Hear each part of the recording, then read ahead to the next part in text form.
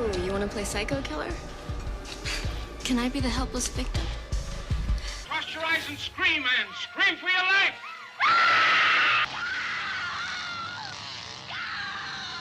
Welcome, Scream Queens, Kings, and Things. Whether you are screaming at movies or the real life stuff, I'm your host, Jenica Olin. This is my 39th episode. My theme of the month is Authentic August Horrors, with 4 weeks of horror movies based on true crime cases. A cryptic killer taunts the police and media with coded letters and gruesome crimes across Northern California, sparking a years-long investigation that consumes the lives of detectives, journalists, and cartoonists turned amateur sleuth. A killer on an ego trip taunts the police while shocking the world.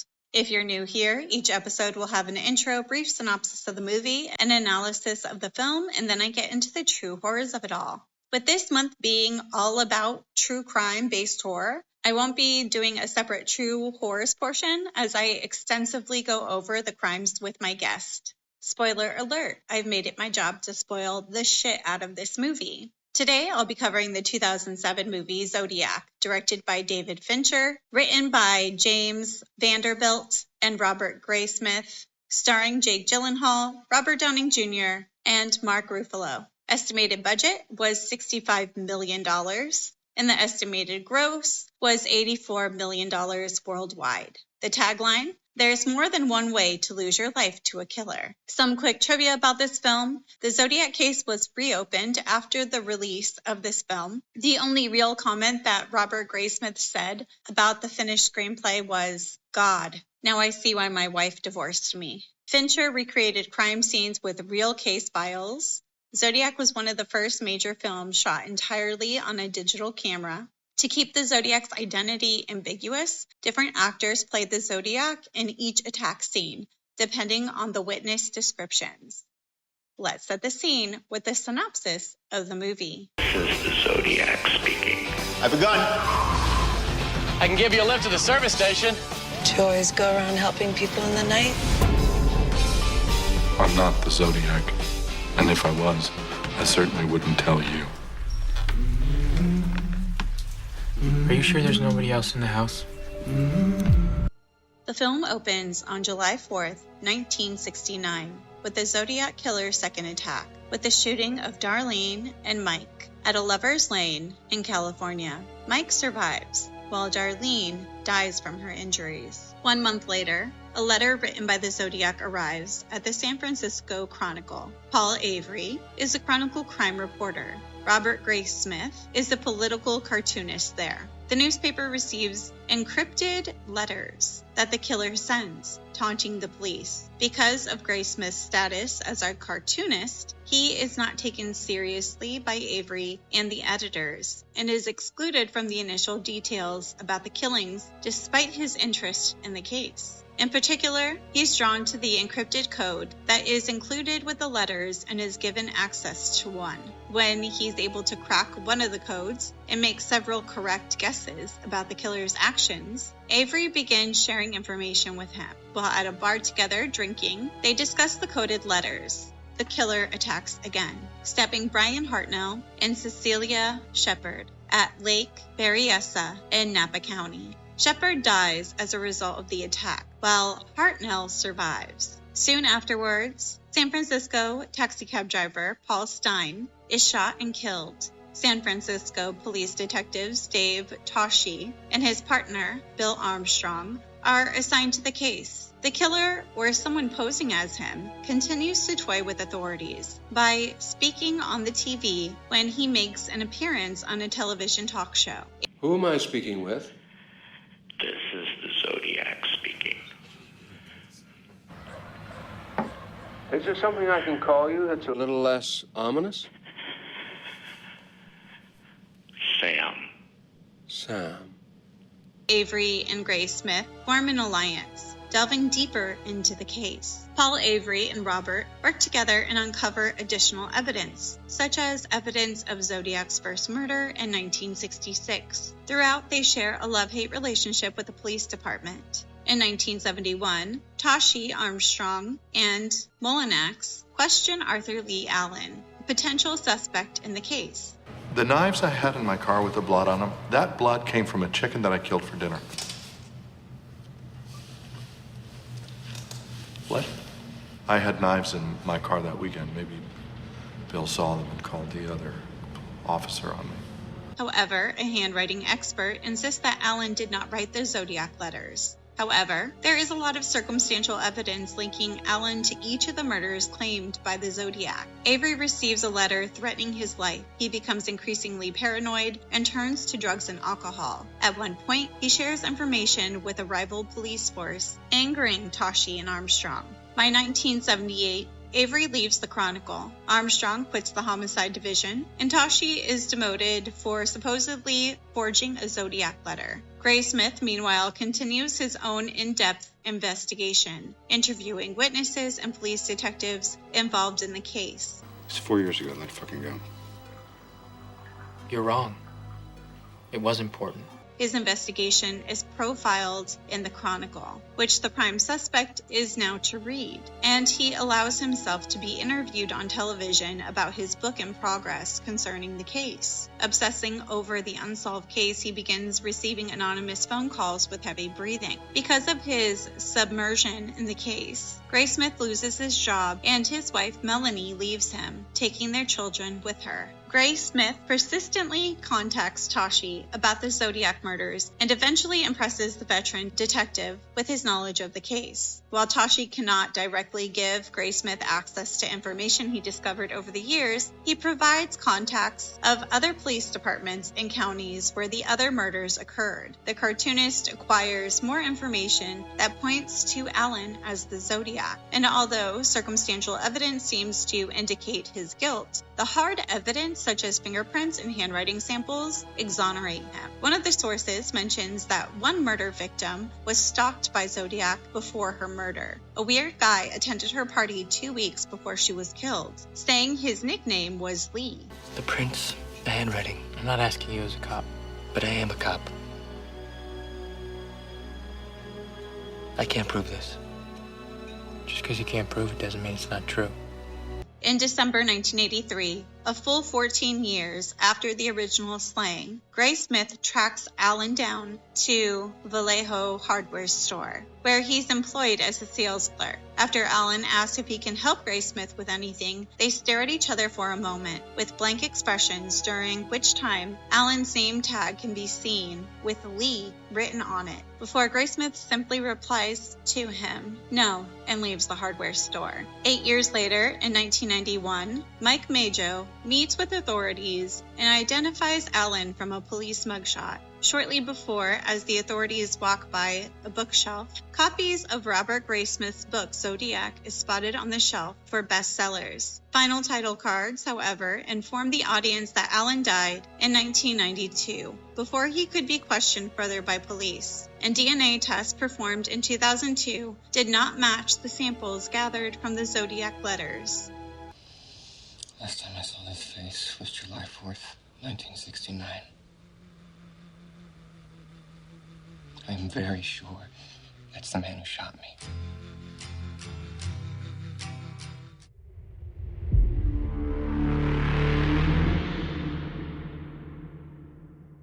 Now it's time to talk horror, and today my guest is Chuck, the movie guy, and he can also be your movie guy.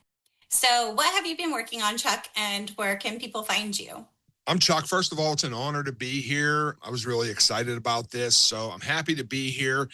You can find me anywhere. You could just Google Chuck the Movie Guy and find me where at. And what am I working on? I'm constantly working on something. I'm putting a new podcast together that's supposed to launch in October. You know, I'm getting ready to do Fright Fest in London. I got a bunch of movies to cover for that. You know, just reviews, my content. Like, I'm just constantly, it doesn't stop. You know, it's like people think that, oh, you just make these videos and it's not really a real job, but I'm up at 2:00 in the morning editing videos every single day. So it's like nonstop work. But yeah, that's all. That's just, you know, normal, regular stuff. Yeah, no, just like little things sprinkled in here and there. Not busy at all. So today we are talking about the movie Zodiac. You chose this movie because you said it was one of your favorites. I love it. I think it's a masterpiece. I think not only do I think it's a masterpiece, it's Fincher's best film. And it's not even close for me. It's expertly well written. It's well shot. The cinematography is phenomenal. Jake Gyllenhaal's performance is absolutely incredible. It's his, Nightcrawler is probably my favorite of his, but like Zodiac is top tier for Gyllenhaal. Yeah. Like, I also love true crime and I love serial killers. And there was this yellow book called Zodiac that came out in the 80s that my mom read. And when I got old enough, I read that book and I have been fascinated with that case ever since then. So like when they made, because there's been a bunch of iterations of movies based on Zodiac, they're terrible. But they really nailed the true real life tone of what actually happened. And they did that through meticulous research and working with the police department and going through the case files. And we'll get into it, but just the production of this, there aren't many movies that put this much love and care into a film. I think this movie in lesser hands is not a good movie. I think because it's a long movie. Yeah. But I think it's necessarily long. I don't think it has any filler. I think every single piece plays a part to the narrative that he's telling. And I think in lesser hands, the movie's not good. Because he paid acute, intricate attention to a lot of details. Yes, he did. So let's get into it. It stays true to the murders and the interactions between the victims and the killer himself, while still adding a dramatization to it with like the news reporters and the police force and our favorite cartoonist, of course. So I kind of break everything down into themes. And so my first theme of this is the media and the public fascination with the Zodiac. That is one thing that made this case so iconic. And the Zodiac wanted attention the entire time. Yeah, he used the media as a weapon, demanding his letters to be printed or he'd kill again. And the film shows the birth of the modern serial killer celebrity with new papers feeding public fears and curiosity. What did you think about that part? Well, that's what interests me about the Zodiac in general. I mean, the Zodiac was one step ahead of everybody the whole entire time. Like, it's one of the longest running true crime cases where they had no idea who it was. And he was brazen, bold, and, belligerently in their face and got off on it. Like the police department and the law enforcement was like a puppet that he played. And it's documented through history of there's so many, there's a couple, I'll send them to you too. There's a couple documentaries. I don't know the name of them, off the top of my head, but there was so many things that tied the fact back to not only did he send them letters and notes and toy with them, but there's people that are accounted for on record saying that they know that he had been in the police department. Like he actually went there because he had to feel it, you know what I mean? And but they never knew, he was watching them all the time. And listen, he's a diabolical murderer and not a good person, but you got to respect the man's intelligence. To be that diabolically twisted to do all that, it's fascinating to me. Well, it makes sense because he didn't collect trophies per se, right? He didn't take anything from the crime scenes like you would usually see with a serial killer. What he did was he kind of he savored every kill by reliving it through the media, by making other people fear him. And that's how he got his kicks out of this. The kill wasn't enough for him. He needed to sensationalize it and relive it over and over again. That was what he was addicted to. It wasn't just killing people, that's deep in a whole nother level. Yeah, no, the killing was almost like a means to an end. His MO was kind of mixed, right? Sometimes he stabbed, sometimes he shot people. And he always did focus on the woman a lot more than he did on the man. He did. But it was all very random. Well, it was random to the point that originally when it started happening, they had a hard time linking it to the words serial killer because it was such a You know, the only other person I know from my research in history that had there was two actually, and they're taking plays out of his book was Ed Kemper. Yeah. And the BTK killer, you know, because they were just so fucking random about, they were equal opportunity killers, you know what I mean? Like, and they all favored women more, I think, but like, they had a hard time pinning those guys down to like say, this is all related. And Zodiac was like the fucking master of that, which is weird to like appreciate that because that's like sick, but like, I do. No, I think there is something to it. To go over some of the public fascination with it, so on October 22nd, 1969, he calls the show the Jim Dunbar Show in San Francisco. And when he calls in, he's a man claiming to be the Zodiac Killer, repeatedly calling the station during the live broadcast. And he requests that he would only speak to a high-profile defense attorney known for representing celebrities and controversial figures. He reveals that he doesn't want to be killed, and he gets migraines. That scene was so chilling. The fact that they actually had live feed of him calling into a station, and it turns out it wasn't him.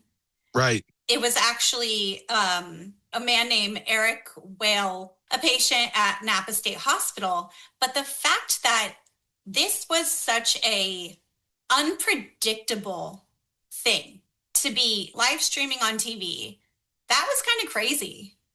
The live streaming on TV, the radio thing, even though it was a hoax, that's what I'm saying. Like, he was like, you know, he wanted that attention. Like, he wanted as much attention as he get.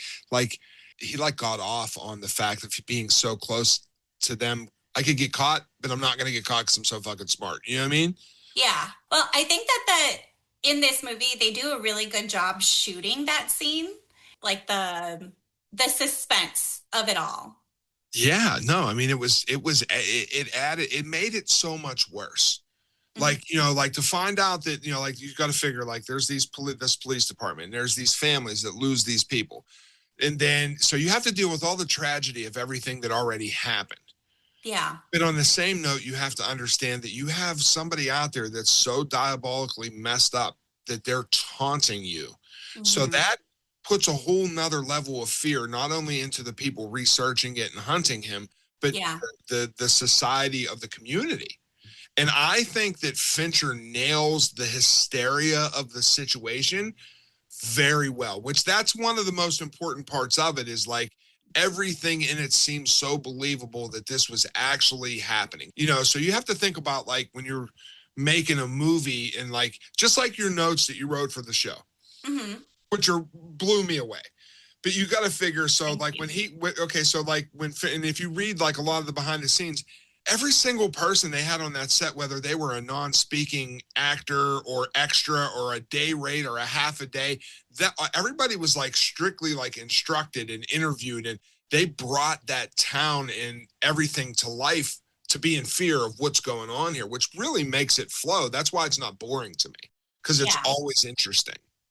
No, it is. You see a lot of the human cost when it comes to these things for everyone involved, for the police officers, the investigators, the news reporters. Like, you know, the fact that the media was brought in and they're not trained to deal with this kind of stuff. They got these letters and they actually sat on them for quite a while because they weren't sure what to do. They weren't like, they thought it was a hoax. They're like, what do you mean? And that's why he sent it to several different news outlets. Well, he wanted to make sure he had all his grounds covered for his publicity. Like, because if somebody didn't report it, like, because that ultimately that's one of the things that pissed him off the most is when they wouldn't print it. Yeah. Because they knew what he wanted. You know what I mean? So, like, if you give him what he wants, he's going to keep doing what he's doing. But whenever you stop, then he got upset. You know what I mean? And that's ultimately what, led that way. You know what I mean? And they still don't even know. Like that stuff that just came out a little while ago about, hey, this was my uncle and this, we finally found out who this is. Like, I don't believe none of that shit. Like, oh no, I don't either. Yeah, they don't have nothing that proves that. Like, to me, this dude still has just like either died or is 112. I don't know, but like, I don't believe none of that shit. Evil never died, so he might be 112. He legitimately could be 112. Yeah. So, I mean, that is one of the issues that gets brought up, though, like the ethical part of this, of like, should the media be feeding into this? There is like a radio broadcast that's happening, like a caller just like calls in and makes a comment, like, is this giving him what he wants? Like, should we be giving him this attention? Right. And that's a good question. That's something we're still asking ourselves today, I think. I agree. I think that's what makes it one of the most polarizing cases of all time. You figure this happened, decades ago, and it's as relevant now as ever because it's something that is so perplexing because nothing like it's ever had. You have Richard Ramirez, you have Ted Bundy, Gacy, you have all these people that like did what they did, and like, are they still fascinating? Yes, but there's a big difference between them and Zodiac. They all got caught. And like nobody really knows if that dude did or not. It's one of the most prolific crimes in American history. Now everyone just writes a manifesto. Pretty much. Yeah. He's a trendsetter. Yeah. Gotta have a manifesto. That's amazing. Yeah. So there's a lot of myth making going on in this. One of the most striking and subversive themes in Zodiac is how the victims and the crimes themselves kind of fade into the background, overshadowed by obsession, mystery, and the seductive pull of the killer's identity. The film deliberately pushes the victims into the background, turning them into mythos and acting as social commentary on how we consume true crime media. Mm-hmm.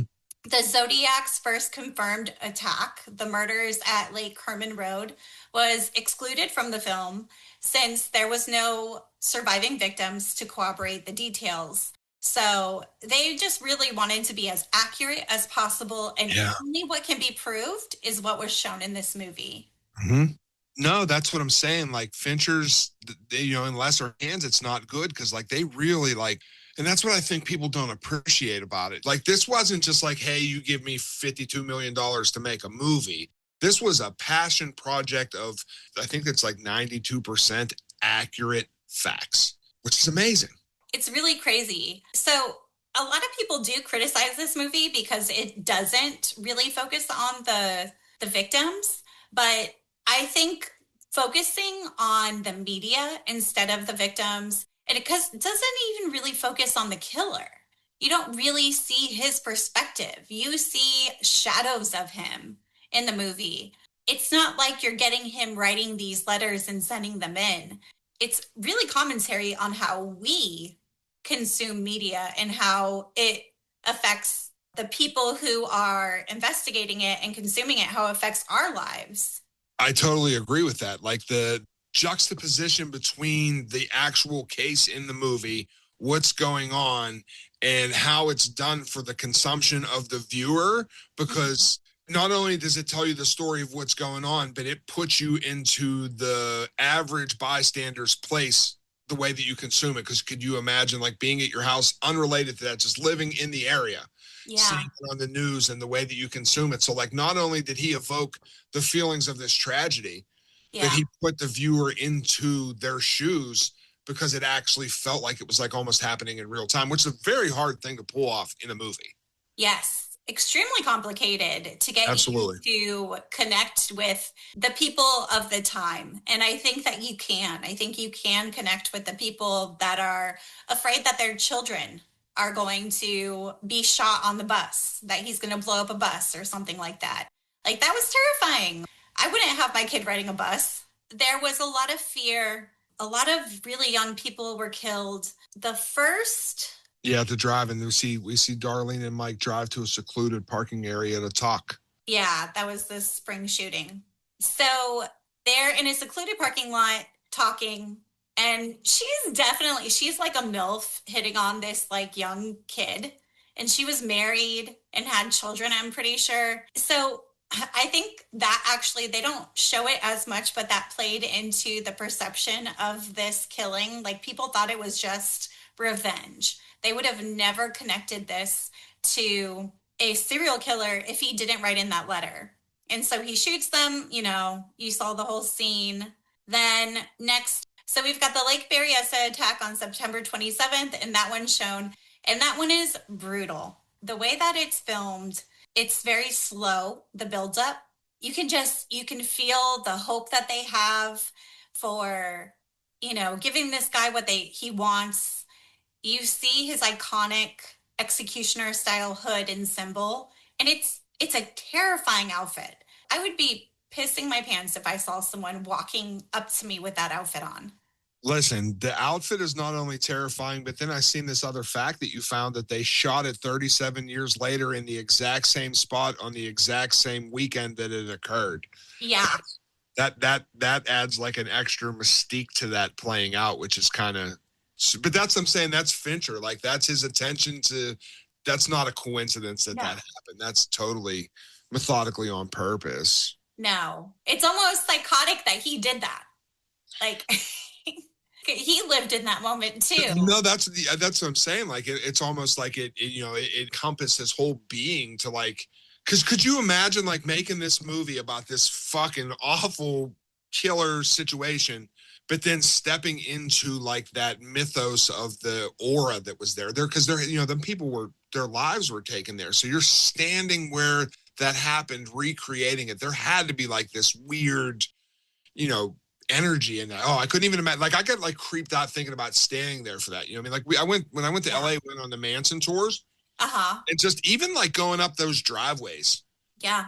Like I don't know what it is you feel, and I'm not saying that you really feel something, but like it don't feel right. You know what I mean? Like it's weird as hell. Yeah, there's definitely an anticipation and it's kind of almost like a heavy, like a weighted blanket on you when you're in those situations, just because it is such a heavy situation. You know that these really fucked up things happened.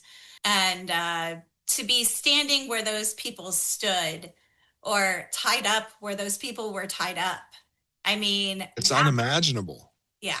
Mm-hmm. It's crazy. It really is. It's brutal. It's fucking brutal. It's fucking brutal. And then next we've got our cab scene on Washington and Cherry Street in San Francisco. And there were children that were actually witnesses. The cops really fucked up here. Because, tell me. No, for sure. I mean, they were saying that it was a black guy and it wasn't.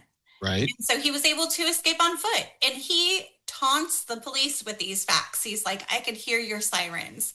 I could see you. Listen, that's another very Fincher-esque thing.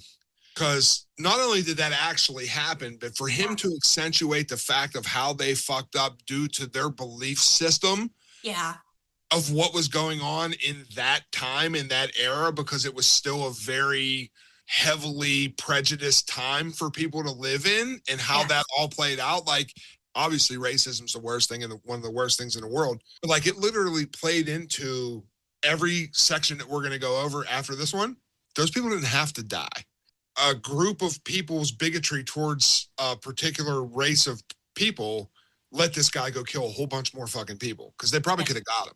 Yep, he was right there. He was in their grasp. It's so funny. Like we just talked about how he went to the exact scene where the couple was stabbed by the lake. Well, he also went to the exact scene where the cab driver was shot.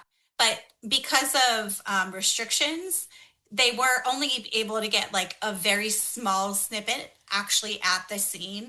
Yeah, no, that's because I guess there was like traffic restrictions or something that they couldn't do the whole entire thing there or whatever. But like, it isn't the fact that they didn't get the whole scene there. It's the fact that he did everything in his power to try to get the whole scene there. Like, so. Oh, yeah. Yeah, Fincher he was pissed. So this kill was really interesting because he leaves behind one of his gloves, and then he leaves behind a partial fingerprint in blood. He's not doing that by mistake. That's very purposeful. Everything that he does is on purpose. He's trying to string them along. And then he later even sends in, like, the fact that he had the forethought to rip a piece of Stein's bloody shirt and send that in the mail shows you he didn't leave that glove on accident. He didn't leave that fingerprint on accident. And they do a really great job showing all these details in the movie. 100%. I mean, to even there's a realism to what he did that I couldn't imagine capturing making a film. And it is those little things. Like if you leave out that fingerprint, or if you leave out how they depicted in the film that he did it, the whole thing crumbles under its own weight because it doesn't have the merit or validity of the story that they're trying to tell. And I like that. And that's like, people like, I've posted about it before and people are like, man, this movie's so boring, or like, it's just not interesting. And I'm like, that blows my mind. I'm like, it's like one of the most interesting things I've ever watched. Like it's a top 20 all timer for me. If it's not interesting, you're not paying attention. Or you just don't care like about crime or people's lives or anything. Cause he also did it in such a classy way that it's not exploitive at all. No. Which is another fine line he walked. Yeah. We already kind of touched on how he threatened a school bus full of kids, which is just crazy. And then we've got some kills that are like briefly referenced. We've got Cherry Jo Bates. She was only 18 when she was attacked, beaten, and strangled, stabbed multiple times in her chest and back. The Zodiac later claimed credit for this murder in a letter, though many experts believe he had nothing to do with it. The movie includes it as a speculative piece of evidence, particularly when Gray Smith investigates earlier potential links when he goes off on his own and he kind of loses his shit. I think that this was probably his first kill.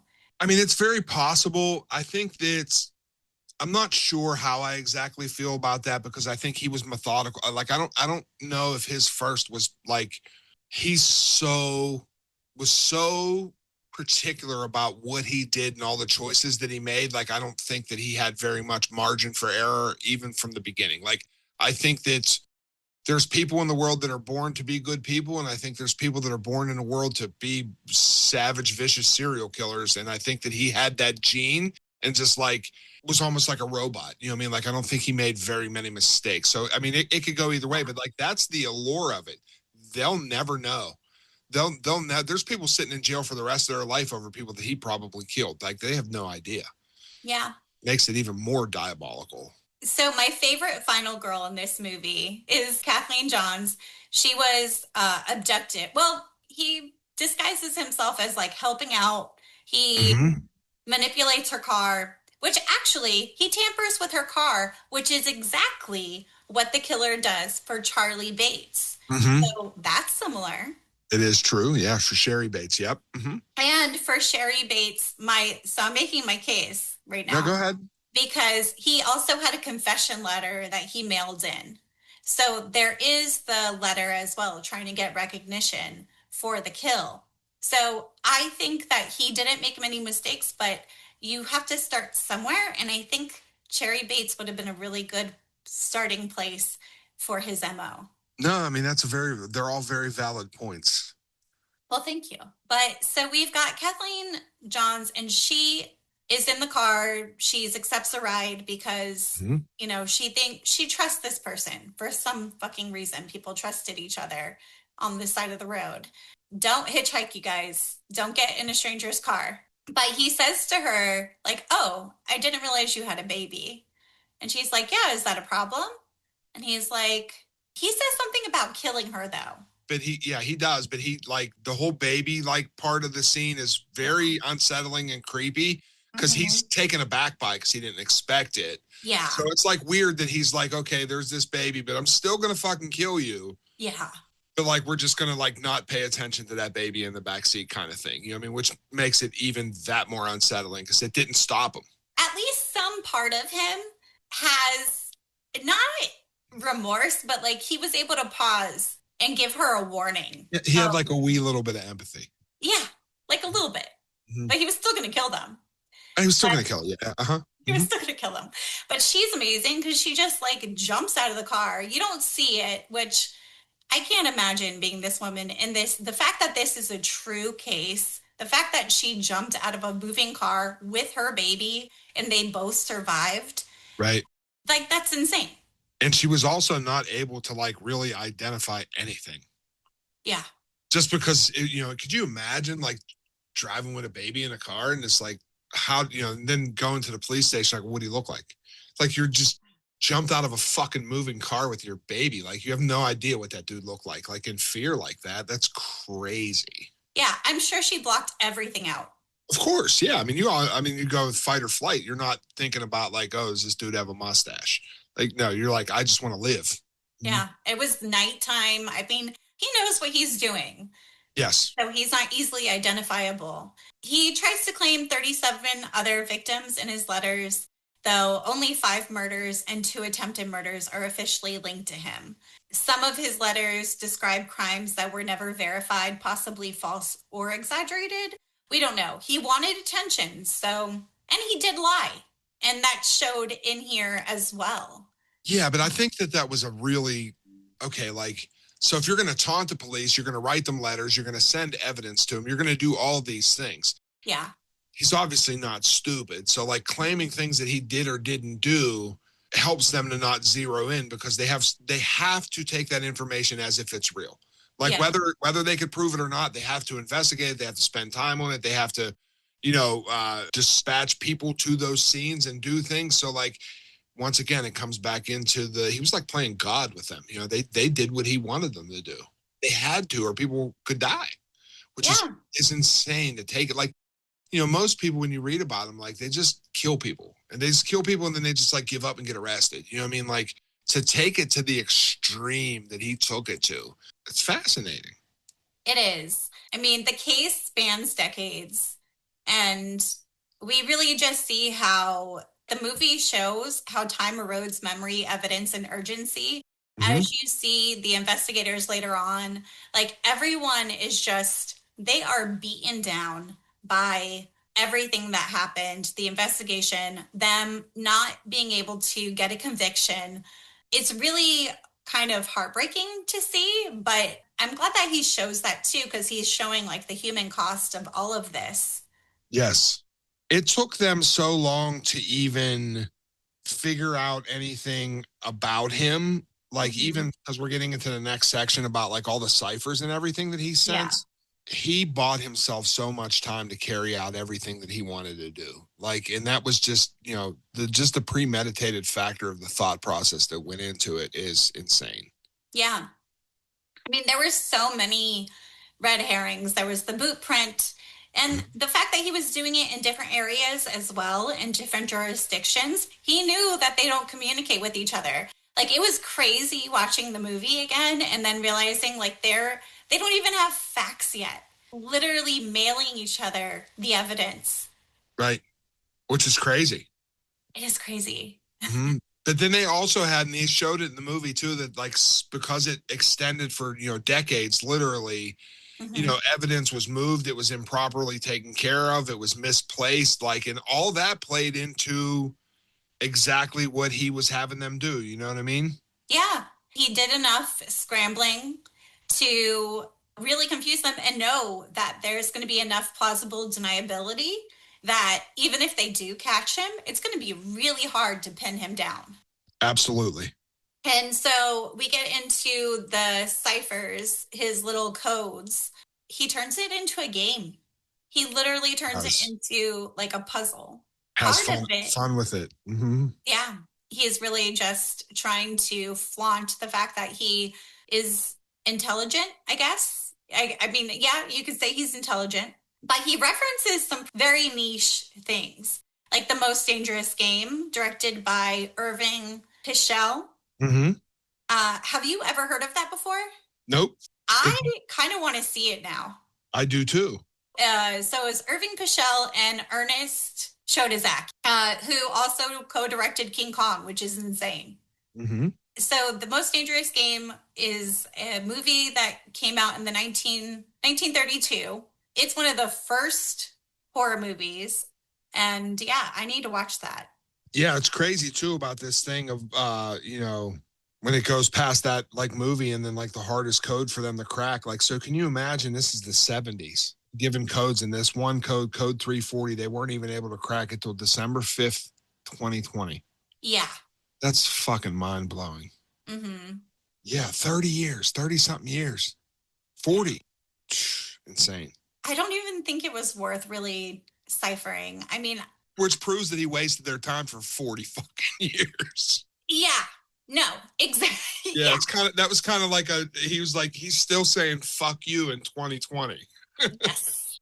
The plot of the movie, The Most Dangerous Game, is a big game hunter shipwrecked on a remote island, discovering that the island's wealthy owner, Count Zaroff, hunts the ultimate prey, humans. I didn't even realize they were making movies like that in the 1930s. No, me neither. I'm going to seek it out for sure. When you find it, let me know where you find it. I'm going to look it up. So for the accuracy of events, we already kind of talked about that. Like, it's extremely accurate to what actually happened in this case. The murder victims' costumes were meticulously recreated from forensic evidence that was lent to production. The movie is on, it's everywhere. It's on Max, Hulu, Pluto, Tubi, The Most Dangerous Game. I'm going to watch it this weekend, 100%. I really want to see it. Yeah, I'm going to watch it too, and we'll have to compare notes. Absolutely. But, I mean, they just did extensive research. They interviewed witnesses, family members, suspects, retired and active investigators, even the only 2 victims. So it's just, the attention to detail here is astounding. And that's why this movie is so amazing. I agree 100%. So my next theme is perception versus reality. Some of the confusing things that happen were like witness testimonies are conflicting, and they show that in the movie. Physical evidence contradicts personal instincts. What we think and what we know about evil is often based on incomplete information, or worse, our own projections. So they are very aware of that in this movie. Mark Ruffalo said, if you get into who these cops were, you realize how they have to take their hunches, their personal beliefs out of it. Dave Toschi said to me, as soon as that guy, Arthur Lee Allen, walked in the door, I knew it was him. He was sure he had him, but he never had a solid piece of evidence. So he had to keep investigating every other lead, despite how he felt. Could you imagine having that gut feeling that you just know that that's your guy? Powerlessness, knowing like your guy walks through the door, you can get him red-handed, knowing it in your heart that that's the person. Yeah. And not being able to do a goddamn thing about it. Like, and that perspective of powerlessness over that officer is the same amount of powerlessness that's over that whole entire community at the hands of this person that's playing them like a fiddle. Crazy to me. And they have the weight of, being the ones who have to solve this. Absolutely. All that pressure. Can you imagine the pressure as bodies are mounting up and you're getting letters and looking like fools? Everybody's job's on the line. The community's crumbling. Like, it's insane. Yeah. I love this scene when they are questioning Arthur Lee Allen. Mm-hmm. I think it's so beautifully shot. They really, they do a good job showing every little detail, from the watch that says Zodiac on it, from the little sign on it. I mean, they lead you through every little piece of evidence that indicates that this is the killer. And I still believe it was Arthur Lee Allen. Do you think it was him? I mean, if it's anybody, it's him. Yeah. I don't know. Like, I don't want to draw that conclusion. Like, I think that it's possible that it could be him, but it's so, just like cracking that thing 40 years later, he could have paid somebody to be that person to walk in there just to fuck with them. You know what I mean? Like, I don't put that past how intricately diabolical he was. Also, that brazen that they said there's all these accounts in these documentaries that they said they know. Like, they don't know who it was, and they could never look on footage, and they could never pinpoint who it was. But there were things that happened that they just knew that he was in their midst around them. Mm-hmm. Like, that's bold. Like, there were things he said or did. Yeah. Little pieces of evidence he left behind that kind of, it just showed them, like, he's there, he's watching, and he's kind of like the ultimate surveillance of everyone and everything. Yeah, he's running the show at all times. So then we kind of get into the obsession and search for the truth. At the film's core is the relentless pursuit for answers. We've got Robert Gray Smith. He becomes consumed with decoding the Zodiac mystery, sacrificing his marriage, job, and sanity. Inspector David Toshi and Robert Paul and reporter Paul Avery also spiral into obsession, though each responds very differently. Toshi grows delusional and Avery drowns in alcohol. So it's really sad to see for both of them how they end up in the end. Right. In essence, didn't die in the physical form, but they died internally because they lost so much and dedicated so much to becoming victims that were claimed that were still walking the earth, which is, the ripple effect of this whole entire situation affected, more than the people that just died. It affected the families. It affected the people who were investigating. Imagine going to bed every single night knowing that dude's out there, and it's like your responsibility to help find it, and you don't have any logical answer whatsoever. None. Yeah, I wouldn't be able to sleep. No, that's what I'm saying. I can get like that over like a missing letter on a crossword puzzle where the word's on the tip of my tongue and I can't think of it. I can imagine like when people were just getting murdered, or it's insane. Not the job that I would be taking. No. It's for a whole different breed of person. Yeah. We have Robert Gray Smith. He's, Jake Gyllenhaal. He ends up being like the tail end of the movie. And he continues trying to find the Zodiac Killer when everyone else is defeated and tired of spinning their wheels. He finds out the hard way why the detectives have given up on arresting anyone for the murders. He's told that the case is built on fingerprints and handwriting. And I find it interesting because that evidence now in today's time, it's not seen as credible anymore. Right. Which is crazy. Because I didn't even realize most fingerprint evidence is only partial. So when they're saying like this fingerprint evidence is matching, it's only a percentage of it that's matching. Right. They never had like a full, because like when they run that thing through the database, like it could narrow it down to, this could be 63 people. It could be 5 people, but like there's no definitive thing that comes on there that says, hey, it's this guy. Yeah. Like, but that's so intentional. Like he knew that. Yeah. But it's crazy as like the consumer of this information, you would never know that. It's presented as if fingerprint evidence is exact. This person's fingerprint, we know who it is. But in fact, that's false. Like you will almost never get an exact fingerprint match. No, and because I always think about like, could something like this to this extent happen now, not like with technology. So now you have all this DNA. They could literally break down one microorganism blood splatter that's you can't even see with the human eye and catch somebody. Yeah. Like I wonder if they had that then, if this would still be that. But like he took advantage of the technology too, because he seemed to know exactly what to leave, how to leave it, and how to not get caught. Yes, he did have a lot of insider information.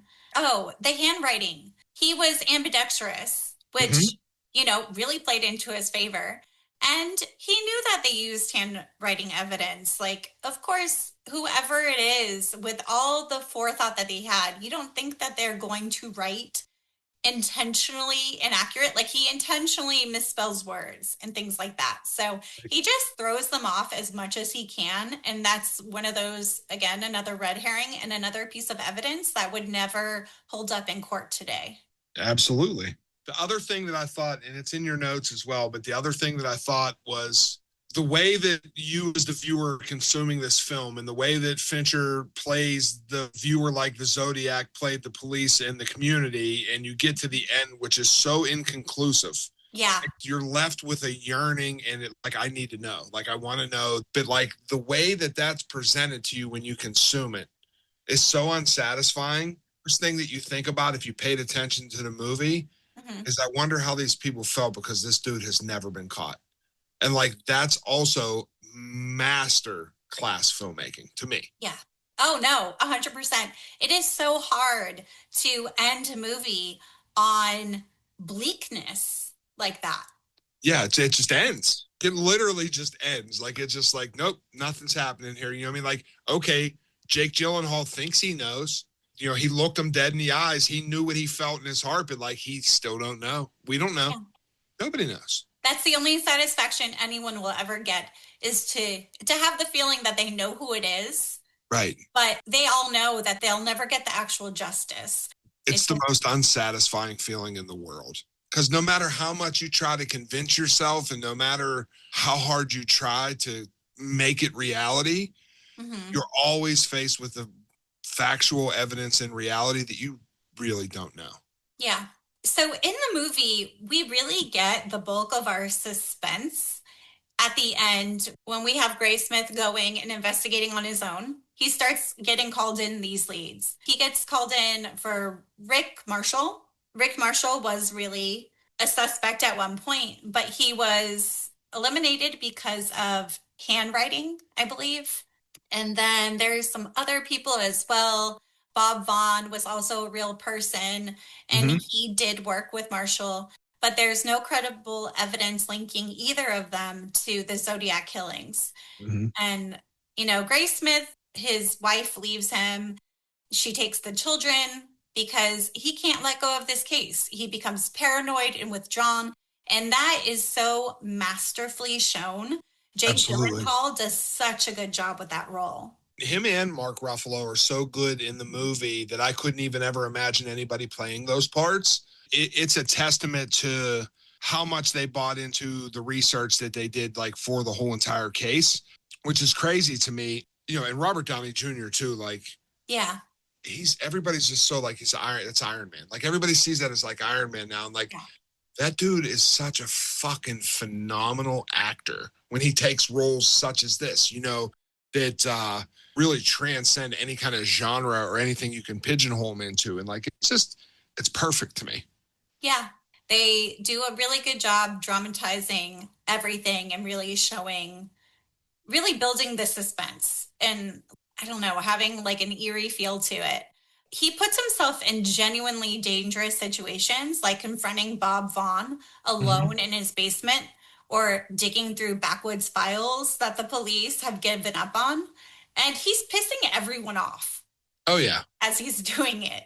Just out of his own internal frustration.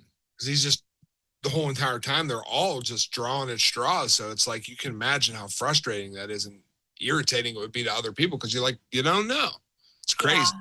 What did you think about the basement scene? Because that scene is very unsettling. I know, you know, that he's not the killer, but it's just like, maybe he is. They like build it up in such a way. Oh yeah. I mean, the whole entire thing is to be incredibly unsettling. You know what I mean? Like, so not only does it give you that fear of like something bad could happen because it could or could not be that person. Yeah.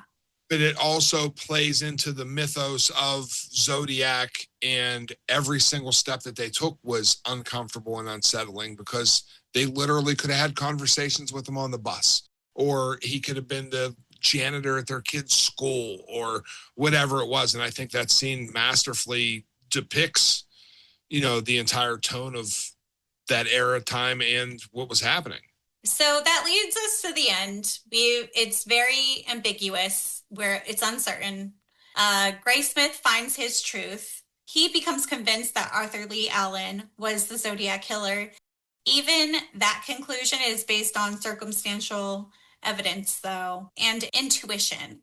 He never gets answers in court like he was looking for, but he does feel vindicated in his mind as like, this is for sure, in his mind, the killer. Right. And that's all the satisfaction you're ever going to get.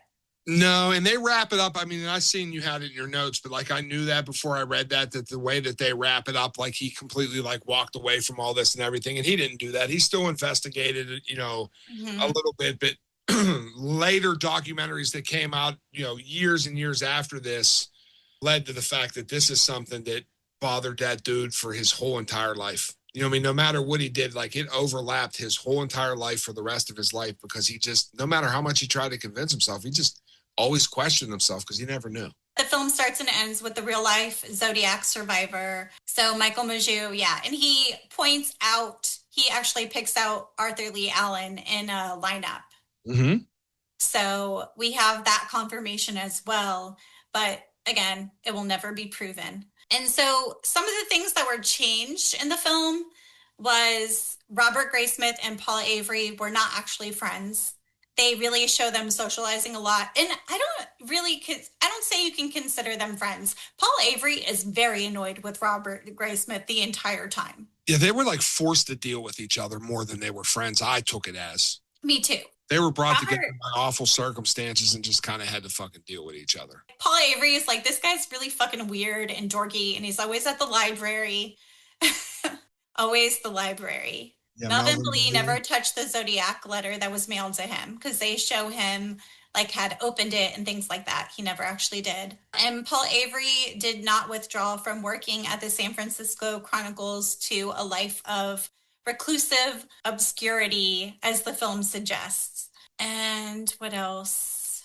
Because he wanted the film to be as accurate as possible, David Fincher decided not to depict any of alleged Zodiac murders, which, I mean, it's just, if anything, I should have put that in the other facts because that makes it more credible because he's only showing what can be proven. Yeah, absolutely. Which I think is smart. Yeah, I think so too. And then the cipher was actually mailed to the Chronicle and the movie was actually mailed to the Examiner. So yeah, I think that was some kind of licensing rights or something to put it in the movie. I'm sure. It's a great fucking movie. It is a really great movie. All right. So, I mean, that's pretty much it. We've examined this entire movie from head to toe.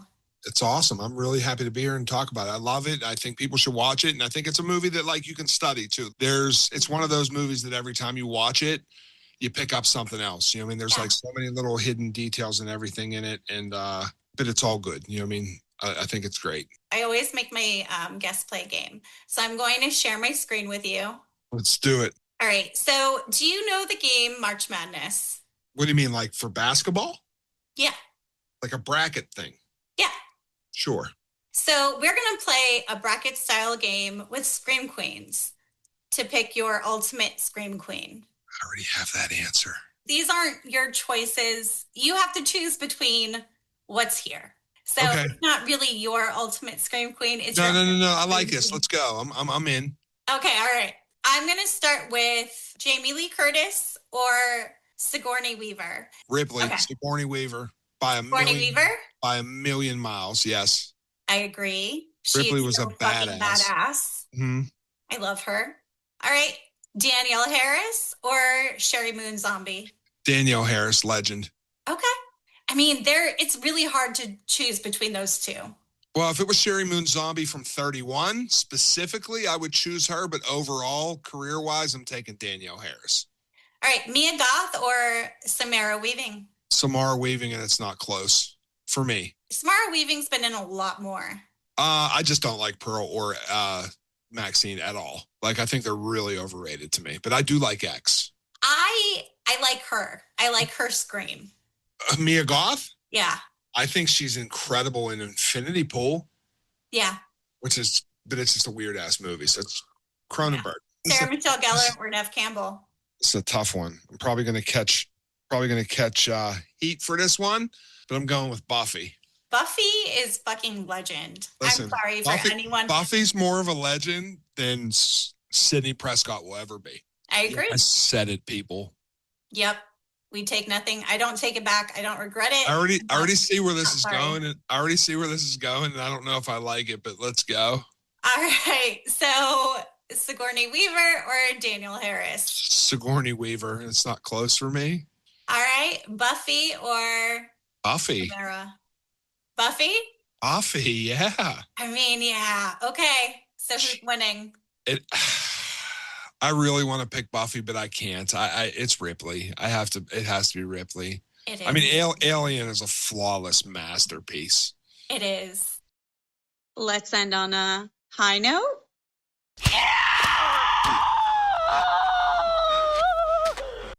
weekly horror update, I want to quickly thank your movie guy, my movie guy, hopefully your movie guy now as well, if you're not already following him on all the socials. I really appreciate you taking the time to meet with me over Zoom and talk about this movie. I just really appreciate the opportunity to talk to someone who is so prominent in the horror community. If you don't know who he is, you should go follow him on socials. He's super kind and informative, and he gave me some really good advice as well, which I always appreciate. I'm always trying to do better, and I'm always trying to expand. I'm really trying to make this a career. So yeah, in other news, I saw Weapons, and it is in my top 5 of the year. I made a spoiler-free review on it. This is one you don't want to miss in theaters, I'm telling you now. The 7th installment of the Final Destination franchise is in development at New Line. I feel like at this point, it should just turn into a television series. I think it would be better that way, but that's just my opinion.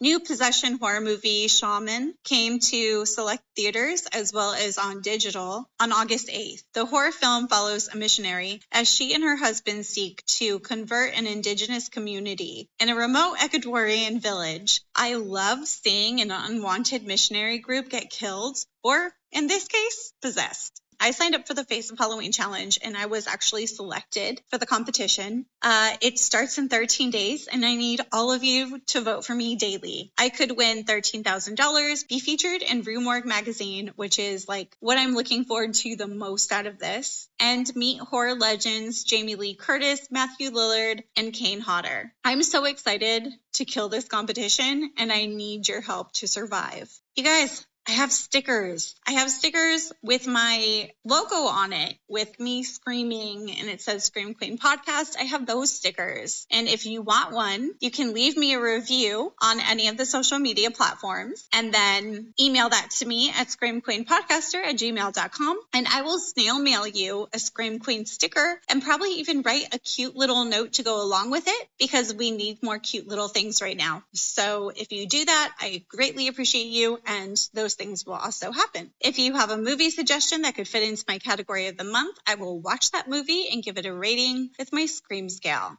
Same email, screamqueenpodcaster@gmail.com. This is a weekly podcast with new episodes out every Thursday. All the research, writing, and audio is done by yours truly. This is a one-woman show, and I am doing my very best. Please rate, review, and subscribe wherever you listen. It really means a lot. You can find me on Instagram at Scream Queen Podcaster, Blue Sky at Scream Queen Podcast, TikTok at Scream Queen Podcast, and there's a link tree that will send you to my YouTube and Facebook page as well. Remember, obsession, when left unchecked, can spiral into madness and consume everything you are. Until next time, goodbye.